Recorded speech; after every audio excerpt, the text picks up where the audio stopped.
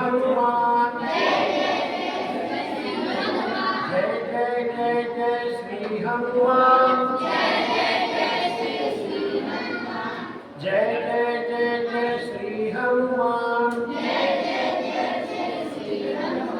जय जय जय जय सीताराम।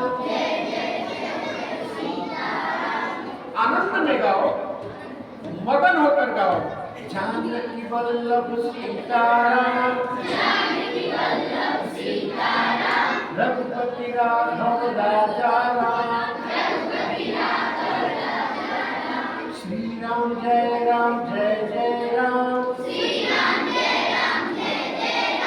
हरे श्री राम जय जय राम, मनोजवम मारुतितुल्यवेगं जितेन्द्रियं बुद्धिमतां वरिष्ठं वतात्मजं वानरयूथमुख्यं श्रीरामदूतं शरणं प्रपद्ये। बोलिए सियापति रामचंद्र की जय, पवन सुत हनुमान की जय। बहुत सुंदर एक कहानी सुनाती है। पहले एक कहानी सुनते हैं। एक जंगल में एक शेर और शेरनी रहते थे। शेर और शेरनी बड़ा चुप रहते थे, शांत रहते थे। एक दिन दोनों शिकार पे चले गए। शेर और शेरनी दोनों शिकार पे चले गए और उनके जो बच्चे थे, शावक कहते हैं उनको, क्या कहते हैं? शावक। वो छोटे छोटे बच्चे वहीं पर अपने गुफा के पास थे और शेर और शेरनी को शिकार करने में बहुत देर हो गई और बच्चे जो उसके शावक थे वो भूख से तड़प रहे थे। उनको बहुत तेज भूख लग गई थी। जब उन्हें भूख के मारे वो बिलबिलाने लगे, रोने लगे, तो वही एक बकरी चर रही थी। तो उस बकरी को दया आई और उसने उन शेर के बच्चों को अपना दूध पिलाना शुरू कर दिया। शेर के बच्चे बकरी का दूध पीने लगे और पी करके जब उनका पेट भर गया तो पेट भरने के बाद वो शेर के बच्चे खेलने लगे और बकरी भी उनके साथ खेलने लगे। तब तक शेर और शेरनी लौटे और देखे कि हमारे बच्चों के पास एक बकरी खड़ी है और वो भी निडर होकर के खेल रही है। तो शेर शेरनी ने दहाड़ करके छलांग लगाया। तो शेर का जो बच्चा था बोला, पिताजी रुक जाइए, इस बकरी को मत मारिए। इस बकरी ने अपना दूध पिलाया, हम लोग भूख से तड़प रहे थे तो अपना इसने दूध पिलाया तो हम लोग जो है पेट भर गया। शेर और शेरनी ने कहा कि बकरी, तुमने हमारे बच्चों को दूध पिलाया, तुमने उपकार किया है। आज से जंगल का राजा होने के हैसियत से मैं तुमको ये अधिकार देता हूं कि तुम जंगल में निडर होकर के घूमना, चरना, घास खाना, पत्ते खाना और कोई तुम्हें मारेगा नहीं। उस दिन से बकरी निडर होकर के चरने लगी, घूमने लगी, घास पत्ता खाने लगी। कभी कभी तो शेर के पीठ पे चढ़ करके पत्ता पेड़ पर से तोड़ के खा रही थी। ये चीज जो है एक दिन एक चील ने देख लिया कि अरे शेर के पीठ पर बकरी चढ़ करके पत्ता खा रही है। तो उसने बकरी से पूछा कि ये बकरी दीदी, शेर तो तुमको मार के खा जाता है, कैसे तुम उसके पीठ पर चढ़ करके तुम पत्ते खा रही हो? तो उसने कहा कि मैंने उसके बच्चों पर उपकार किया, और जब मैंने उनके बच्चों पर उपकार किया तो उन्होंने मुझे अधिकार दिया कि तुमको मारेंगे नहीं। चील सोचा कि भाई उपकार करने से तो बड़ा लाभ होता है, बड़ा फायदा होता है उपकार करने से, तो चलो एक काम करते हैं, हम भी किसी पर उपकार करते हैं। बस ये सोच करके एक दिन जो है कुछ चूहा दलदल में फंस गए थे। उस दलदल में से, मिट्टी में से निकल नहीं पा रहे, तो चील ने उनको अपने पंजे में फंसा करके और उनको निकाल दिया। जब निकाल करके बाहर एक जगह रख दिया तो अचानक बारिश होने लगी। जब बारिश होने लगी तो चूहे के बच्चे जो थे भीगने लगे, तो उसने अपना पंख फैला करके उनको भीगने से बचा दिया। चील बड़ा खुश था कि मैं उपकार कर रहा हूं। लेकिन जब बारिश बंद हुआ और जब चील ने अपना पंख हटाया तो देखा कि नीचे से चूहा जो थे उसके पंख को कुतर दिए थे। उसका पंख खराब हो गया था। जब उसका पंख खराब हो गया तो उसने जाके बकरी से कहा, ये बकरी दीदी, देख रही हो मैंने उपकार किया तो उपकार में क्या हुआ, उन चूहों ने मेरा पंख ही कुतर दिया। इससे बढ़िया तो उनके मार के खा गए होते। तो बकरी हंस के बोली कि चील भाई, उपकार भी शेर पे किया जाता है, चूहों पे नहीं किया जाता है। शेर पे उपकार करोगे तो वो बड़कपन दिखाएगा, वो अधिकार देगा, लेकिन चूहों पर उपकार करोगे तो वो खुदे डरपोक होते हैं और हमेशा नुकसान पहुंचाते हैं। डरपोक लोग हमेशा नुकसान पहुंचाते हैं। इसलिए डरपोक के उपकार करोगे तो फायदा नहीं होगा, उल्टे नुकसान हो जाएगा। इसीलिए अगर उपकार करना है तो शेर के बच्चों पे करना चाहिए। हमेशा उपकार बड़कपन में करना चाहिए। तुच्छ लोगों पे उपकार करोगे, अब सुअर पे उपकार करोगे तो गंदगी न मिलेगा, और शेर पे उपकार करोगे तो जंगल का राजा का साथ मिलेगा।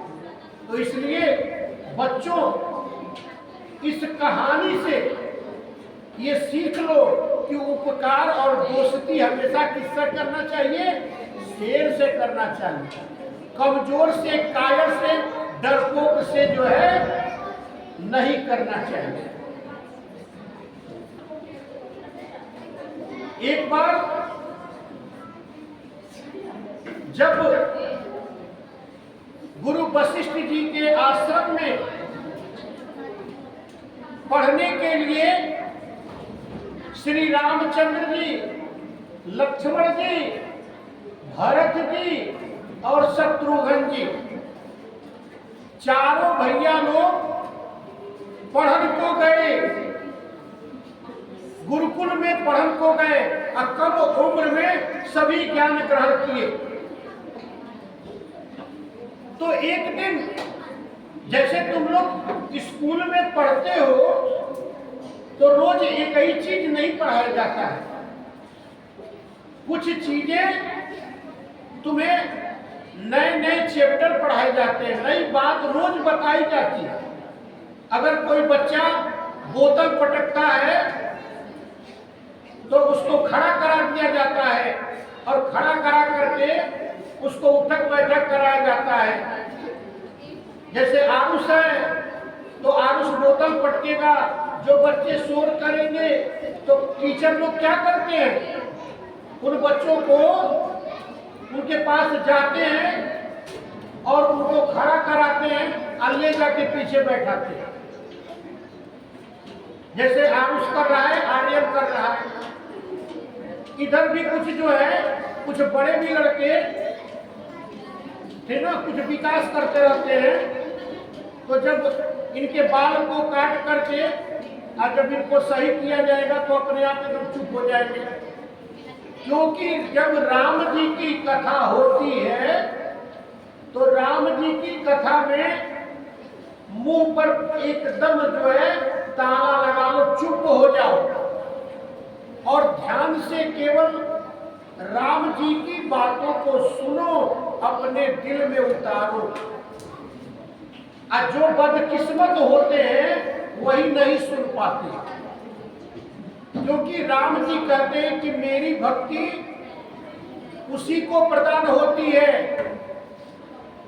जो मन से, कर्म से और वचन से मेरे प्रति समर्पित होता है। तो जब गुरुकुल में चारों भैया लोग जाते हैं तो एक दिन वट वृक्ष के नीचे श्री गुरुदेव वशिष्ठ जी कहते हैं कि बच्चों आओ, आज मैं आप सब लोगों को जीवन के महत्वपूर्ण अध्याय को सिखाता हूं। उन्होंने कहा, हे श्री राम, हे लक्ष्मण, हे भरत शत्रुघ्न और आपके साथ जितने बच्चे अध्ययन कर रहे हैं वो सभी लोग मेरे बातों और विचारों को ग्रहण करें।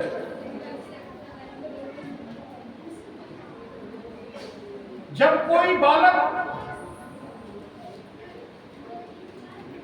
मां के गर्भ से जन्म लेता है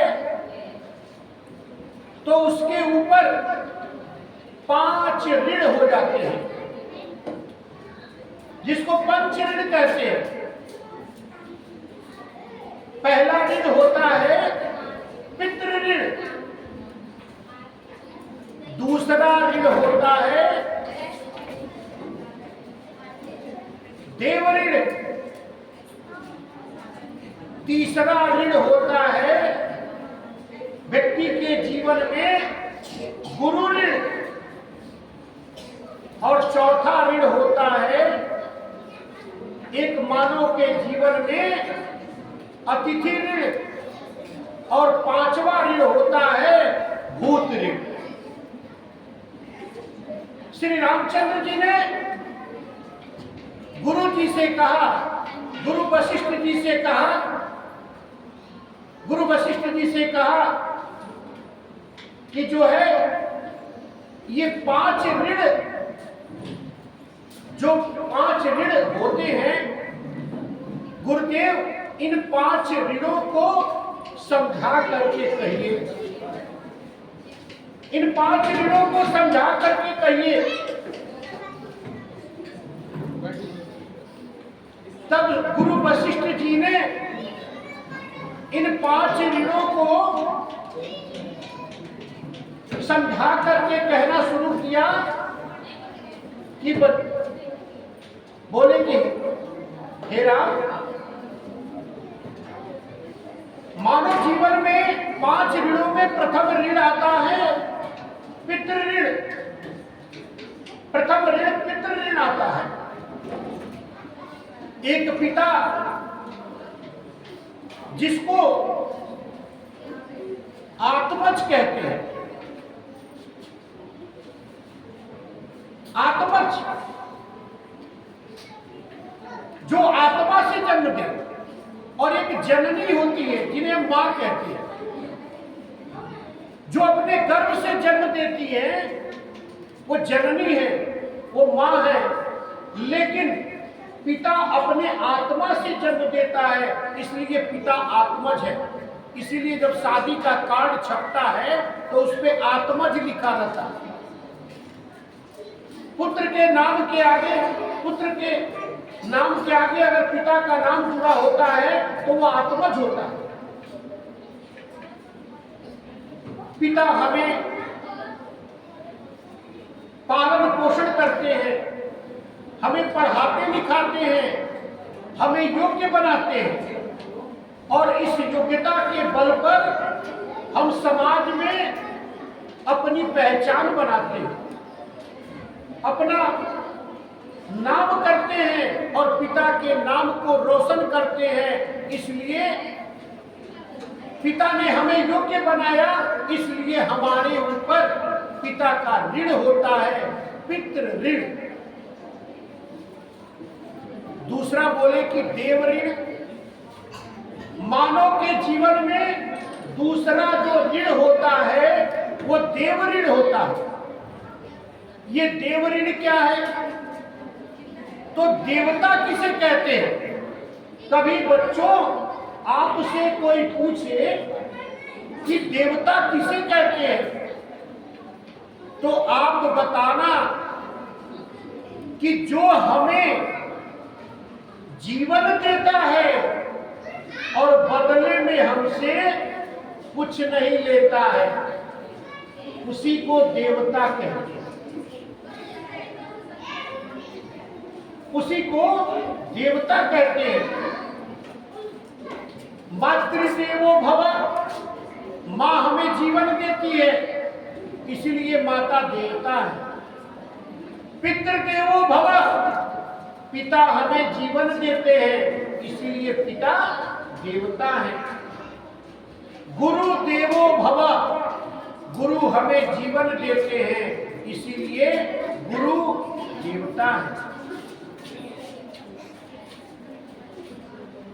पवन देवो भव, पवन देवता है क्योंकि हमें वायु देते हैं और उस वायु से हमारा जीवन चलता है। अगर हवा न चले,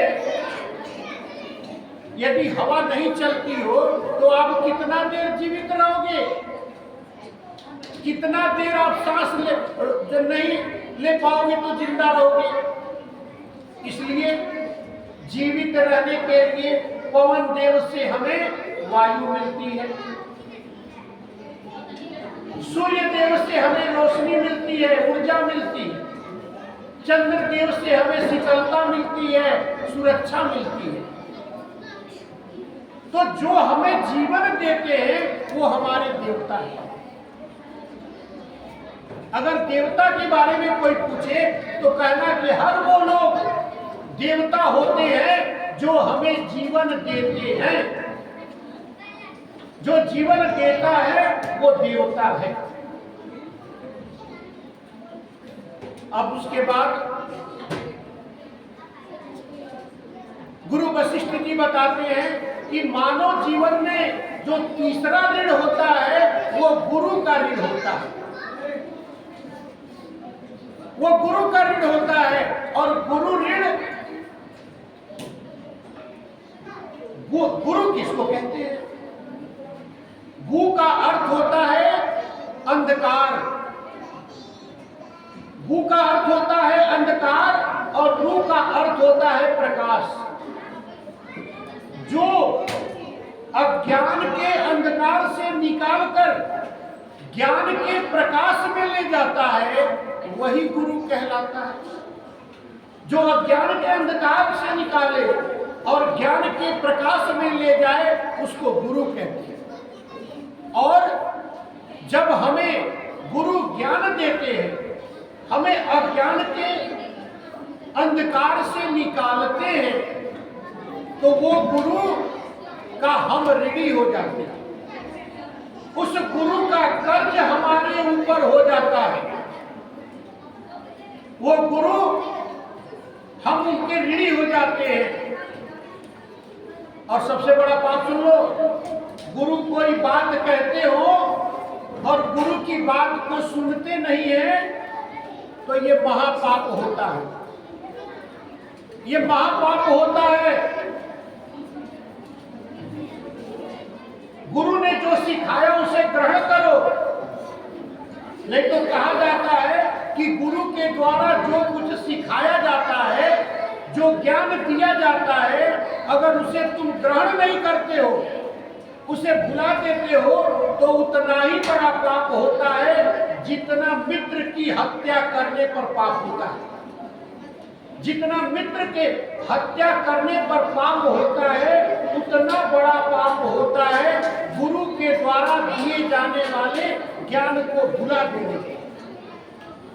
तो ये गुरु ने जो ज्ञान देते हैं उनके हम ऋणी हो जाते हैं। अब इसके बाद आता है बच्चों कि गुरुकुल में श्री रामचंद्र जी को, श्री भरत भैया को, श्री लक्ष्मण भैया को, श्री शत्रुघ्न भैया को जब गुरु वशिष्ठ जी बताते हैं, उनके सारे सहपाठी को बताते हैं कि चौथा जीवन में, मानव के जीवन में जो ऋण होता है वो ऋण अतिथि ऋण होता है। अतिथि किसको कहते हैं? तो अंग्रेजी में तो बोल देते हो कि गेस्ट, या उर्दू में बोल देते हो मेहमान। लेकिन अगर हिंदी में कोई भी शब्द, कोई भी नाम दिया जाता है तो उसका विशेष कारण होता है। अतिथि, अतिथि किसको कहते हैं? तो अतिथि उसको कहते हैं जो बिना तिथि का आता हो। अगर आपके घर पे कोई फोन करके आता है कि कल मैं आऊंगा और हलवा पूरी खाऊंगा, तो वो अतिथि नहीं है, वो तो याचक है। वो अतिथि नहीं कहा जाएगा।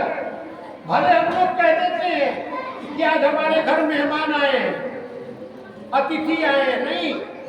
अतिथि का अर्थ होता है जो बिना तिथि का आए, तिथि बताकर नहीं आता है, अचानक से आता है आपके द्वार पर। जब अचानक से आपके द्वार पर आता है तो उसको अतिथि कहते हैं। गुरुकुल में ये प्रथा थी कि बच्चों को भोजन करने के लिए प्रतिदिन भिक्षाटन करने के लिए जाना होता था। रामचंद्र जी अपने भाइयों के साथ भिक्षाटन के लिए जाते थे, और जब भिक्षाटन के लिए जाते थे तो गुरु का ये निर्देश होता था कि जिसके द्वार पर भिक्षा मांगने जाओगे तो भिक्षा देने वाले की शकल मत देखना, उसका सूरत मत देखना, सिर नीचे करके केवल इतना ही बोलना, भिक्षाम देहि। और तुम्हारे पात्र में, तुम्हारे बर्तन में जो भी वो भिक्षा डाल दे, तुम ले करके चले आओ। और दूसरी बात, किसी के दरवाजे पर केवल 3 बार बोलना, भिक्षाम देहि, भिक्षाम देहि, भिक्षाम देहि। अगर देने वाला बोला कि आ रहा हूं, दे रहा हूं, तो रुक जाना, नहीं तो अगले द्वार पे चले जाना। तो गुरुकुल के वो बच्चे जब भिक्षाटन के लिए जाते थे तो किसी के दरवाजे पर फोन करके नहीं जाते थे कि मैं आ रहा हूं, आप जो है अनाज तैयार रखना, मैं ले जाऊंगा। वो भले राजा के बच्चे हो, वो क्यों न श्री रामचंद्र जी हो, वो बिना बताए, वो बिना बताए जो है बिना तिथि के लोग पहुंच जाते थे। और देखो, भिक्षा मांगने का मतलब ये नहीं था कि उसको व्यवसाय करना है। भिक्षा मांगना ये था कि केवल जिस दरवाजे पर जाओगे, जिस द्वार पे जाओगे, अगर वहां पर तुम्हें कोई भी चीज मिल गया तो फिर उस द्वार से ही वापस आ जाओगे, आगे जाके भिक्षा नहीं मांगोगे, क्योंकि तुमको मिल गया।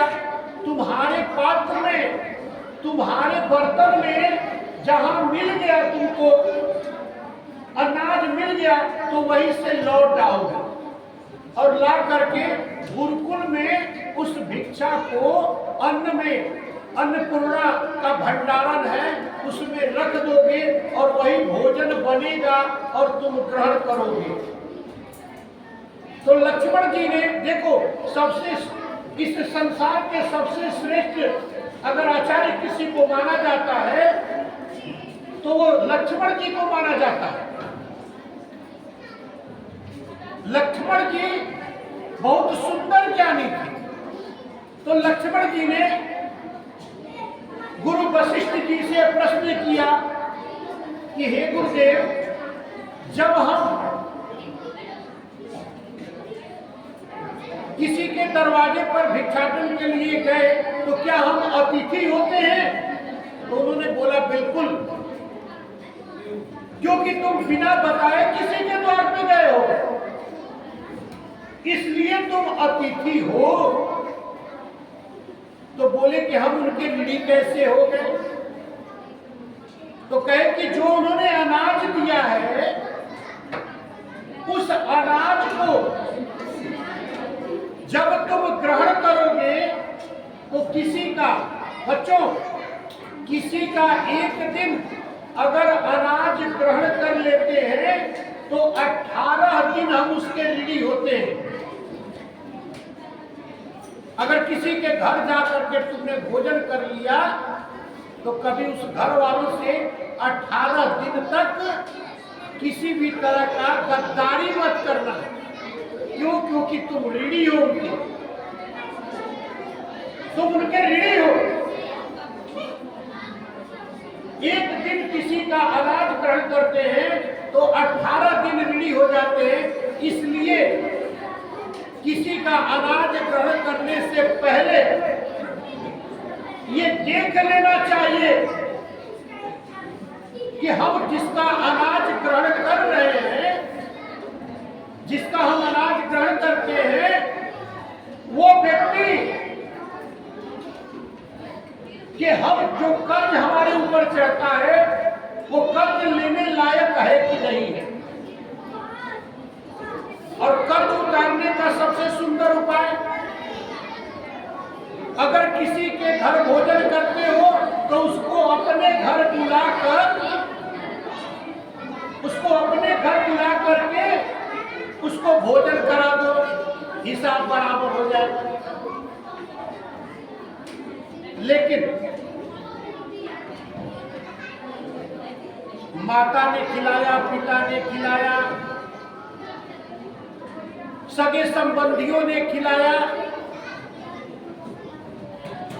बहुत से लोगों का गुरुकुल में 25 वर्ष की उम्र तक रहते हो तो 25 वर्ष की उम्र तक पता नहीं कितने घरों से तुमने भिक्षाटन करके और भोजन किया है। तो किन किन घरों का तुम ऋणी हो, तुम्हें क्या पता? तुम्हें क्या पता कि किन किन घरों के तुम ऋणी हो? तो अब इस तरह से मानव अपने जीवन में अतिथि का ऋणी हो जाता है। और 5वां ऋण है भूत ऋण। भूत ऋण है, पीछे जरा ध्यान दे बच्चों को, बैठे मत रहिए, विषयांतर होना अच्छा नहीं लगता।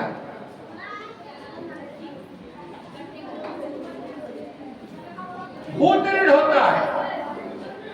ये भूत ऋण क्या है?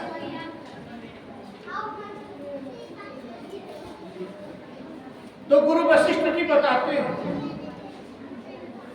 कि प्राणी जगत 84 लाख योनियों में जन्म लेता है।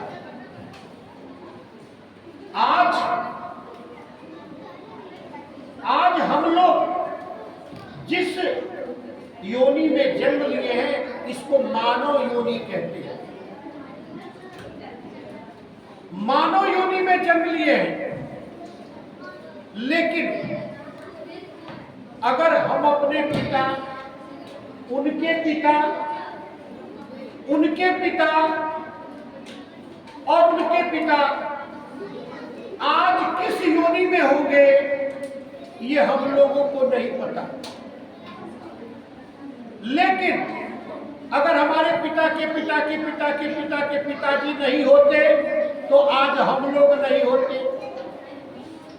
यानी जो बीत गए हैं, जो हमारे पूर्वज हैं, उनके वजह से आज हम यहाँ हैं। यहाँ हम श्री राम कथा कहते हैं और आप श्री राम कथा सुन रहे हैं। राम जी की भक्ति जिनको मिलती है, राम जी की कृपा जिन पर होती है, वही आकर के ये ग्रहण करते हैं। तो प्रश्न ये उठता है कि हमारे वंशज, हमारे जो पूर्वज हैं, आज पता नहीं कल से किस योनि में होंगे, तो उनके हम ऋणी हैं। उनके वजह से हमारा आज का अस्तित्व है, हमारा जीवन है, इसलिए हम उनके ऋणी हैं। तो ये 5वां ऋण है भूत ऋण। तो भरत जी ने प्रश्न किया कि हे गुरुदेव, आपने बताया कि मानव जीवन में ये 5 ऋण होते हैं। मानव जीवन में ये 5 ऋण होते हैं और ये 5 ऋण जो मानव जीवन में होते हैं, तो कहते हैं कि अगर किसी के आप ऋणी हैं तो जब तक आप ऋण चुका नहीं देंगे, जब तक आप ऋण चुका नहीं देंगे, तब तक आपको मोक्ष की प्राप्ति नहीं होगी। आपको आत्मा से परमात्मा का मिलन नहीं होगा। मोक्ष की प्राप्ति के लिए, मोक्ष की प्राप्ति के लिए ऋण से ऊर्ण होना पड़ता है। उस बच्चे को उठा दीजिए वहां से, तो आरुष को, आदर्श तो है, आदर्श निकलो वहां से, उठो, इसको ले जाइए, एकदम पीछे बैठाइए, एकदम पीछे बैठाइए उसको।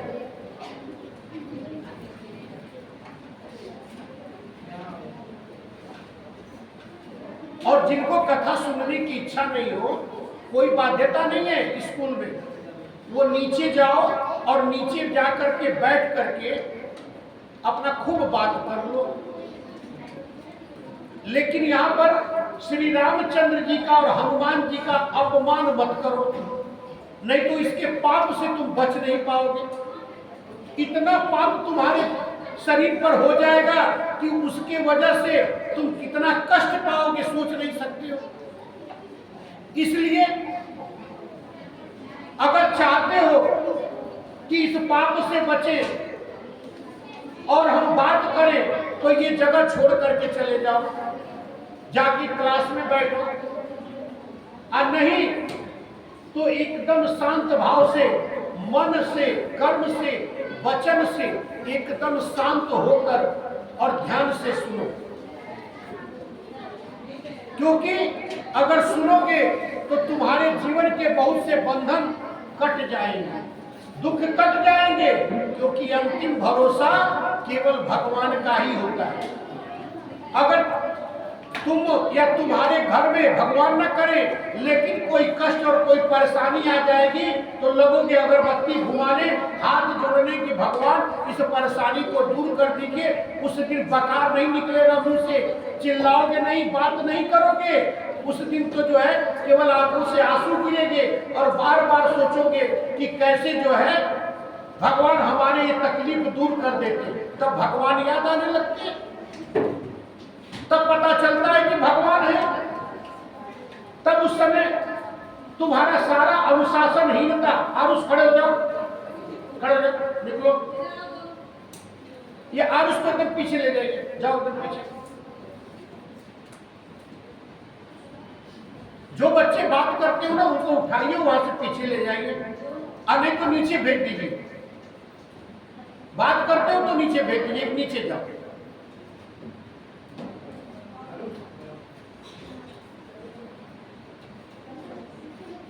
तो भैया भरत जी ने कहा कि हे गुरुदेव, आपने बताया कि 5 ऋण, पितृ ऋण, गुरु ऋण, देव ऋण, अतिथि ऋण और भूत ऋण एक मानव के जीवन में होता है, और इस ऋण से जब तक उऋण नहीं हो जाएंगे तब तक तो मोक्ष मिलेगा नहीं। क्योंकि जीवन का सबसे बड़ा दुख होता है किसी का ऋणी होना, चाहे पैसे का ऋणी हो। बच्चों, एक बात का ध्यान देना कि जीवन में थोड़ा दुख उठा लेना, परेशानी उठा लेना, लेकिन कभी ऋणी मत होना, कर्ज में मत होना।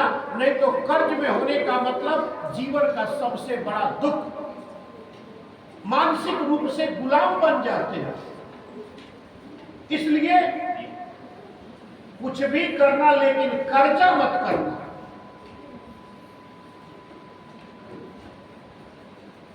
तो भैया भरत जी ने गुरु वशिष्ठ जी से हाथ जोड़ करके नम्रता पूर्वक पूछा, क्योंकि गुरु से जब भी कोई चीज पूछा जाता है ना तो नम्रता से पूछा जाता है, तभी गुरु उसका उत्तर देते हैं। अगर नम्रता से नहीं पूछोगे तो उस स्थिति में गुरु उत्तर नहीं देते हैं, वो कह देते हैं कि बाद में बताएंगे, क्योंकि अकड़ से गुरु से ज्ञान नहीं मिलता है।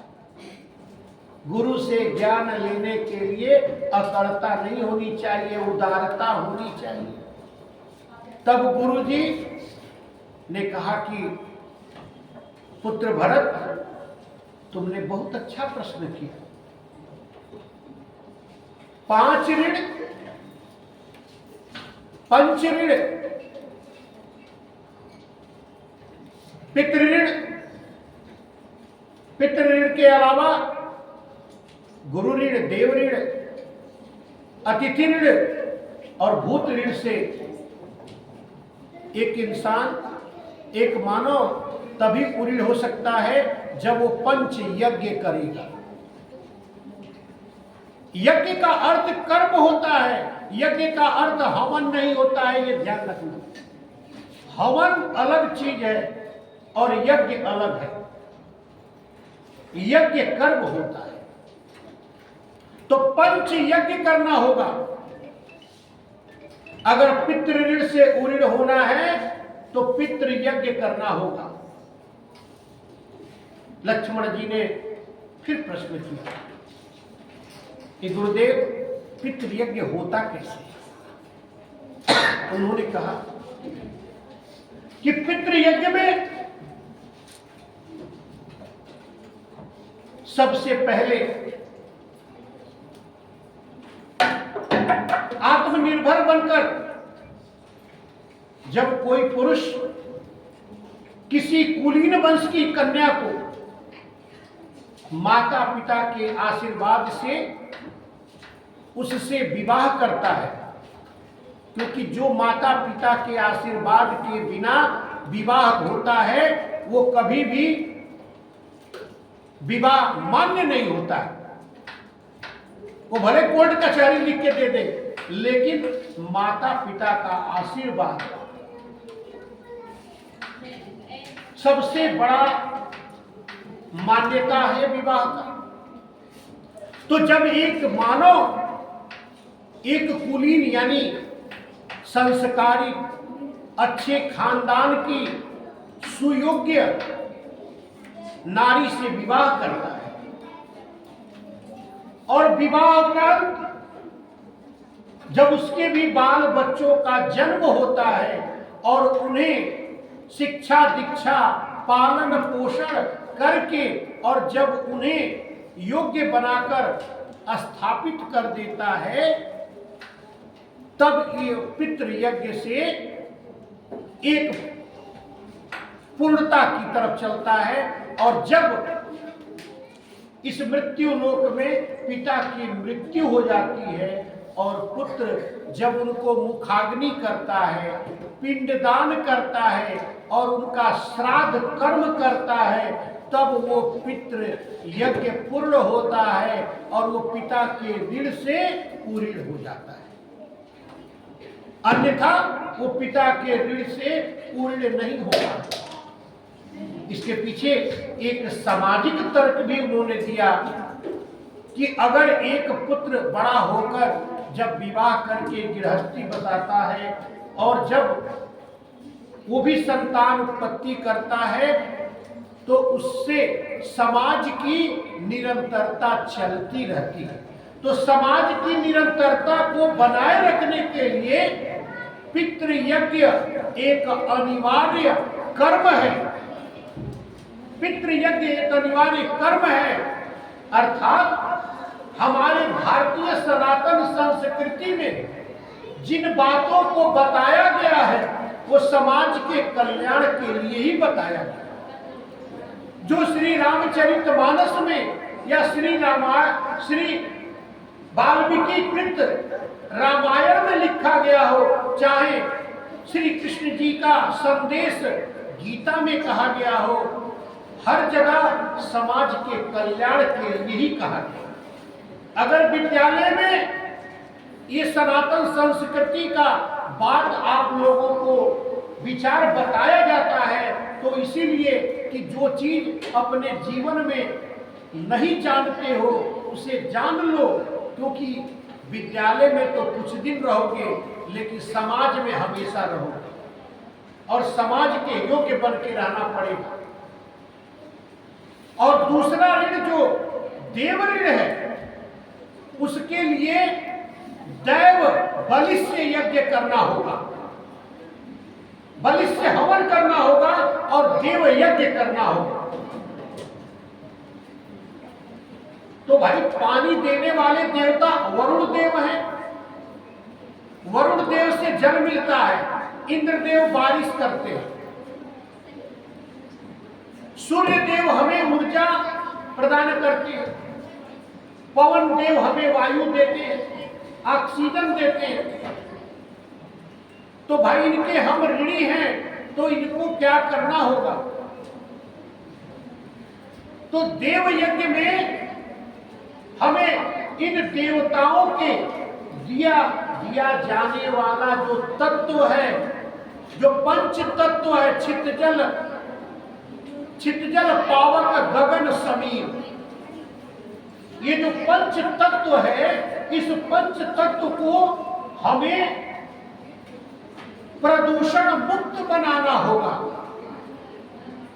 हमें इन पंच तत्वों को, आग को, हवा को, पानी को, आकाश को, पृथ्वी को हमें प्रदूषण से मुक्त करना होगा, तब देव यज्ञ होता है। घर के नल में गंदा पानी आएगा तो तुम नहीं पियोगे, और अगर पूरे नगर के लोगों के घरों में गंदा पानी आएगा तो त्राहिमाम मच जाएगा और हाथ जोड़ के कहने लगेंगे हे प्रभु, ये तो बड़ा परेशानी हो रहा है, जल की व्यवस्था करिए। तो प्रभु कहेंगे कि तुम्ही ने प्रदूषण फैलाया था, देव यज्ञ नहीं किया था, इसीलिए हवा भी गंदा हो गया, पानी भी गंदा हो गया, मिट्टी भी गंदा हो गया। ये सब तुमने किया है, प्रदूषण फैला करके। तुमने जो है ध्वनि प्रदूषण फैलाया, तुमने वायु प्रदूषण फैलाया, तुमने जो है जल प्रदूषण किया। गंगा जी में स्नान करते हो और गंगा जी में गंदगी बहाओगे तो प्रदूषण, जब गंगा जी प्रदूषित होगी तो तुम्हें कहां से जो है स्वस्थ रखेंगे? तो गंगा जी में स्वस्थ रहने के लिए गंगा जल हमारे लिए मोक्षदायिनी है, देवी है, तो उनको प्रदूषण से मुक्त रखना हमारा कर्तव्य है। और जब हम ऐसा कर्तव्य करते हैं कि गंगा जी को गंदा नहीं होने देते हैं, हम धरती माँ को गंदा नहीं होने देते हैं, स्वच्छता रखते हैं, हम वृक्ष लगाते हैं और वृक्ष लगा करके उन वृक्षों से हमें शुद्ध वायु मिलता है, कार्बन डाइऑक्साइड को सोख लेता है, तो वृक्ष हमारे देवता हैं। तो ये सारे देवता तभी प्रसन्न होते हैं जब देव यज्ञ के द्वारा हम इनको प्रदूषण मुक्त करते हैं। और प्रदूषण मुक्त करने के लिए एक और उपाय है बहुत सुंदर, और वो है वैलिश्य यज्ञ करना, जिसको हम देव यज्ञ भी कहते हैं। वैलिश्य हवन करना, जिसको हम देव हवन भी कहते हैं। अब इसमें क्या करना है? तो हवन क्यों करेंगे भाई? तो हवन इसलिए करते हैं कि अगर मिर्चा अगर तुम काटोगे तो सिर्फ तुमको तीखा लगेगा, जो बगल में बैठा रहेगा उसको तीखा नहीं लगेगा। लेकिन अगर उसी मिर्चा को आग में डाल दोगे तो सबको तीखा लगेगा। जब सरकना शुरू होगा तो आंख में लगेगा, मुंह में लगेगा। अभी आग में यहां पर इतना मिर्चा डाल दे तो कोई बैठ नहीं पाएगा, लेकिन अगर इतना मिर्चा कोई खाएगा तो सिर्फ वही नहीं बैठ पाएगा। अर्थात जब अग्नि में जब हम तरह तरह के जड़ी बूटियां, घी, धूप, नववेद जब हम हवन में डालते हैं, धूपम समर्पयामि स्वाहा, घृतम समर्पयामि स्वाहा, वनस्पताय समर्पयामि स्वाहा, तो जब ऐसा करते हैं और जब हवन में जब हम तरह तरह की जड़ी बूटियां डालते हैं तो वो जड़ी बूटियां हवा में मिल जाता है और हमारे सांसों में जो वायु का प्रदूषण होता है उसको दूर कर देता है। और इस तरह से हम देव यज्ञ से हम देव ऋण को खत्म कर देते हैं। जो देव ऋण होता है उसको समाप्त कर देते हैं। और इसके बाद दो और ऋण बचे हैं और उनके लिए दो यज्ञ होते हैं। एक यज्ञ अतिथि ऋण के लिए होता है और उसको बोलते हैं अतिथि यज्ञ। अब ये यज्ञ कैसे होगा? तो गाहे बेगाहे बिना तिथि के जब भिक्षाटन के लिए किसी के दरवाजे पर गए थे तो वो हमें पता नहीं था कि किसका दरवाजा था, किसका द्वार था, और उसका अनाज ग्रहण कर लिए, उसका जल ग्रहण कर लिए तो 18 दिन उसके ऋणी हो गए, 18 दिन का कर्ज हो गया। तो इस तरह से उस ऋण से मुक्ति के लिए अब सबसे सुंदर तरीका है कि अगर आपके दरवाजे पर भी कोई भूखा आ जाए, कोई प्यासा आ जाए, तो उसको भी भोजन करा देते हैं, उसको भी अन्न दे देते हैं, उसको भी जल पिला देते हैं। तो जिस तरह से हम कभी किसी का अन्न ग्रहण किए रहते हैं, किसी का जल ग्रहण किए रहते हैं, किसी का भोजन ग्रहण किए रहते हैं, और जब हम किसी को अपने दरवाजे पर ऐसा करा देते हैं तो इसी को अतिथि यज्ञ कहते हैं। इसलिए अगर द्वार पर कोई जरूरतमंद आता है, कोई रास्ता पूछता है, कोई रास्ता पूछता है तो रास्ता उसको बताते हैं, पढ़ाई में भी बताते हैं, मंच से भी बताते हैं, व्यासपीठ से भी बताते हैं, और फिर छुट्टी के बाद भी बताते हैं। लेकिन रास्ता कोई पूछे तो उसको बता देते हैं। अब सही रास्ता कैसे चलोगे ये भी सिखा दिया जाता है।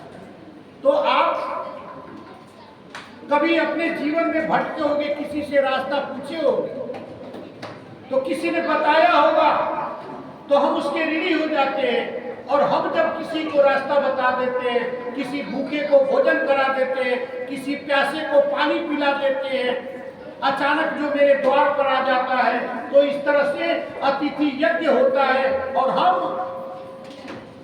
उस अतिथि ऋण से पूर्ण हो जाते हैं।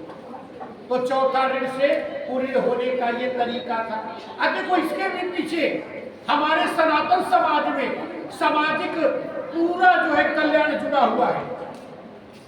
पूरा कल्याण ये जुड़ा हुआ है कि अगर भूखे को भोजन करा देंगे, प्यासे को पानी पिला देंगे, तो समाज में सहिष्णुता बढ़ेगी, भाईचारा बढ़ेगा, एकता बढ़ेगी और एक दूसरे के प्रति दया और अच्छी भावनाएं बढ़ेगी। तो ऐसा तभी होता है जब हम अतिथि यज्ञ वाला कर्म करते हैं। और समाज में अगर अतिथि यज्ञ का कर्म नहीं करेंगे, तो जो आज भूखा है उसको भोजन नहीं देंगे, तो कल वो जो है तुम्हारे घर में ही चोरी करने लगेगा अपना पेट भरने के लिए। तो इस तरह से भ्रष्टाचार बढ़ेगा, बेईमानी बढ़ेगा। इसीलिए अपना भला भला जब माही ऐसा सोचने वाले अगर करते हैं, तो वो जो है समाज की व्यवस्था को तहस नहस कर देते हैं कि अपना भला भला जग माही आ दूजे भला हो ही चाहे नहीं, तो समाज की व्यवस्था को तहस नहस कर देते हैं। कोई भूख से तड़पेगा तो एक दिन तड़पेगा, उसके बच्चे एक दिन तड़पेंगे, दूसरे दिन वो गलत रास्ता अपना लेगा, वो चोरी करने लगेगा। तो अतिथि यज्ञ के द्वारा हम जरूरतमंदों की अपने दरवाजे पर उसकी जरूरत की पूर्ति करते हैं। तो इस कर्म से समाज में संतुलन भी बना रहता है। कितनी अच्छी हमारी सनातन संस्कृति में सामाजिक व्यवस्था बनाई गई। और जब गुरु वशिष्ठ जी बताते हैं कि हमारे ऊपर जो भूत ऋण होता है, उसके लिए मृयज्ञ करना पड़ता है।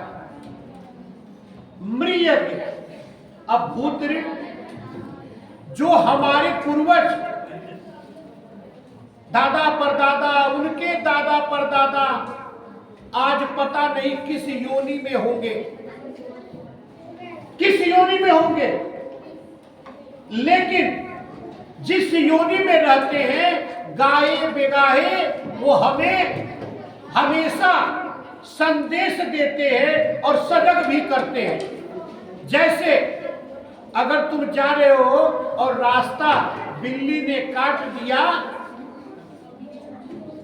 तो तुम कह देते हो कि जाना ठीक नहीं है क्योंकि बिल्ली ने रास्ता काट दिया।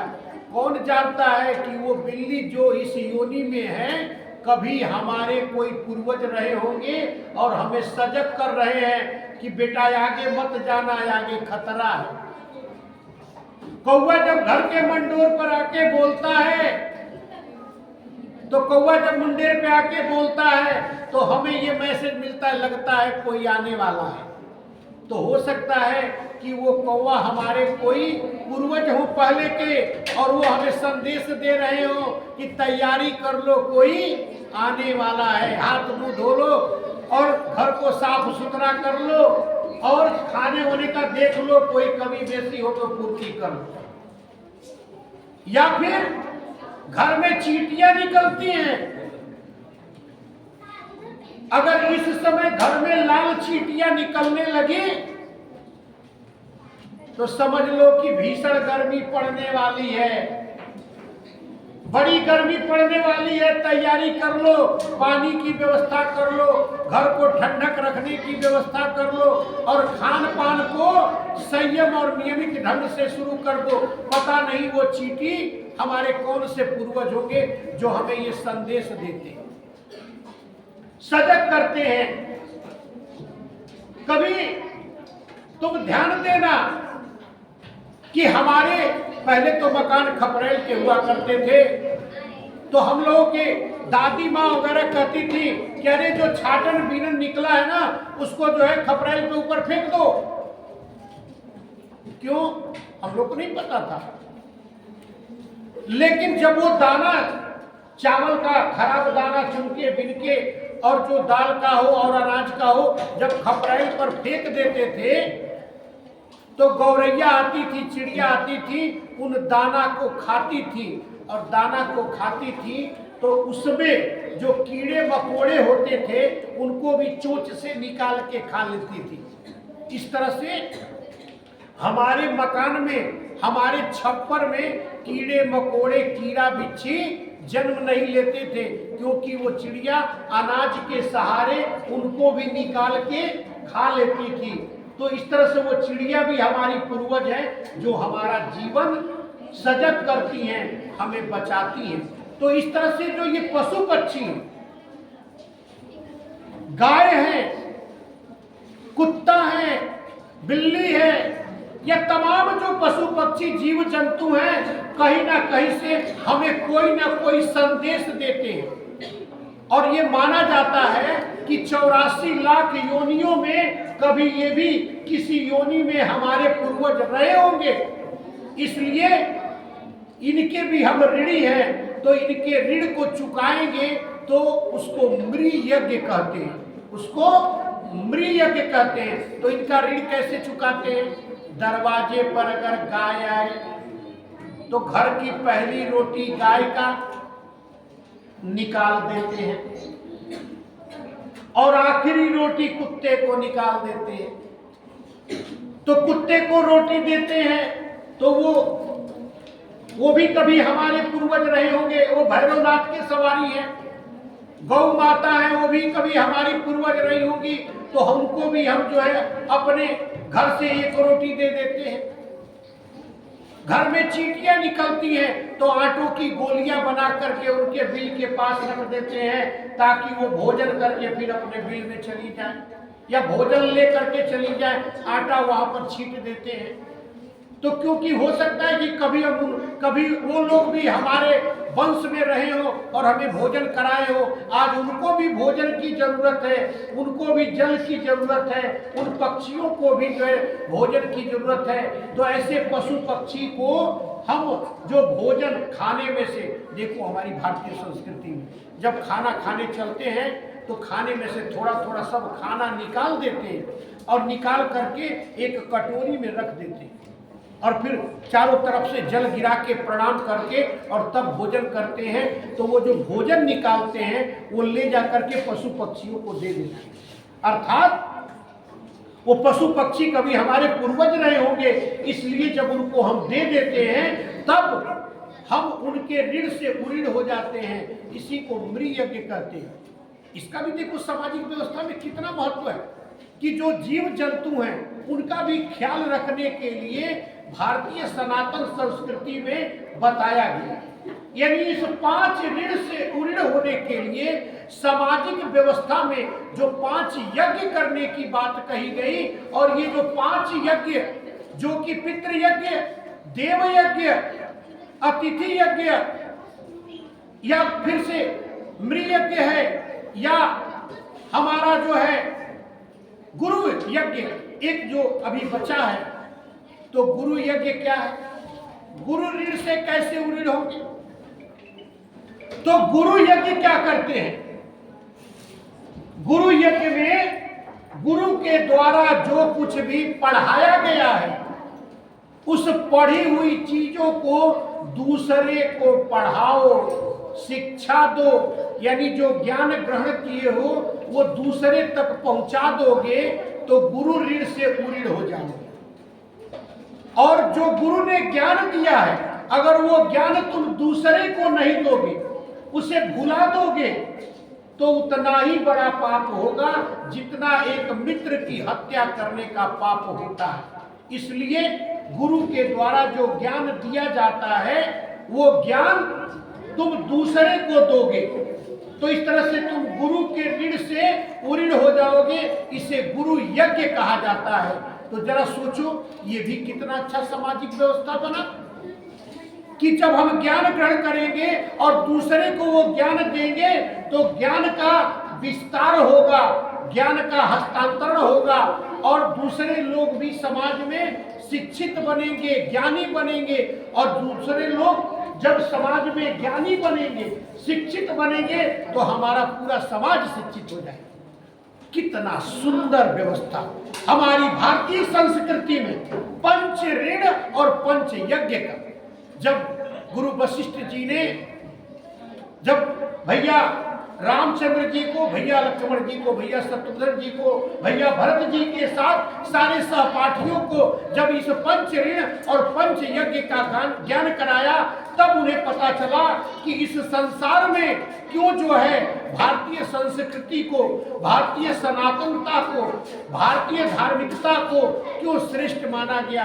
क्योंकि इसमें सबका ख्याल रखा जाता है, सबके जीवन का, सबके भावनाओं का, सबके आदर का, सबके सम्मान का पूरा ख्याल रखा जाता है और किसी को छोटा और बड़ा नहीं समझा जाता है। और इसीलिए सनातन संस्कृति श्रेष्ठ है, बेहतर है और संपूर्णता लिए हुए है। तो बोलिए मंगल भवन अमंगल हारी, द्रवहु सुत